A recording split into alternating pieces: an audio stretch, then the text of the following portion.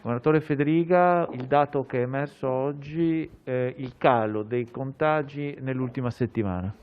Sì, stiamo monitorando un calo rispetto alla settimana precedente, è chiaro però che questo non ci può far stare tranquilli perché la situazione è ancora molto difficile, la pandemia circola e il virus circola molto, quindi dobbiamo utilizzare tutti la massima attenzione. Vediamo dei dati di miglioramento rispetto ai contagi, ma i numeri ad esempio di ospedalizzazioni in area medica e in terapia intensiva sono ancora alti, noi dobbiamo puntare a diminuirli nel più breve tempo possibile. Cosa succederà a Natale e cosa chiederete al governo?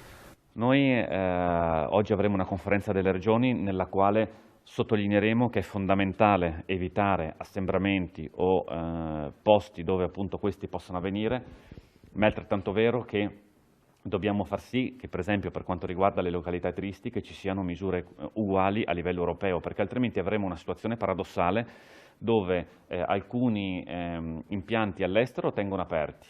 Cittadini italiani vanno nella località turistica dell'estero, tornano qui e portano il virus. Quindi noi dovremmo avere un aumento di virus e una chiusura delle attività economiche. Non mi sembra un'idea brillante, perderemo da tutti i punti di vista, sia dal punto di vista economico che da quello di lotta alla pandemia. In questo senso quarantene o addirittura chiusura dei confini? Io spero che non si vada in entrambi, in nessuna delle due vie. Mi auguro che possa essere presa una misura unanime a livello europeo. Quello è l'obiettivo. Ci sono delle novità per il trattamento del Covid che arrivano dal nostro territorio. Sì, adesso abbiamo il Friuli Venezia Giulia, adesso attraverso oltretutto la SUFC, sta sperimentando con ottimi risultati una cosa che, se funziona, come ci dimostrano i primi dati, sarebbe rivoluzionaria. Cioè avere non più la necessità di fare tampone, ma un prelievo dei campioni tramite saliva. Questo cosa significa? Intanto che non si perde di affidabilità, avremo gli stessi dati, se non in alcuni casi migliori, del classico tampone nasofaringeo con analisi in laboratorio RNA, ma dal secondo luogo che non servirebbero più operatori sanitari per effettuare il prelievo. E questo rivoluziona totalmente tutto quel passaggio che oggi è molto difficile per la mancanza di personale e invece il personale qualificato lo si può utilizzare per fare il tracciamento. Quali potrebbero essere i tempi in caso la sperimentazione andasse bene? E dopo non dipende direttamente da noi perché ovviamente poi devono essere certificati a livello nazionale. Noi pensiamo di mandare già nei prossimi giorni, stiamo oggi per esempio sperimentando nuovamente a Paolaro, quindi sul territorio, attraverso un binomio di test antigenici rapidi e questo un nuovo tipo di esame salivare.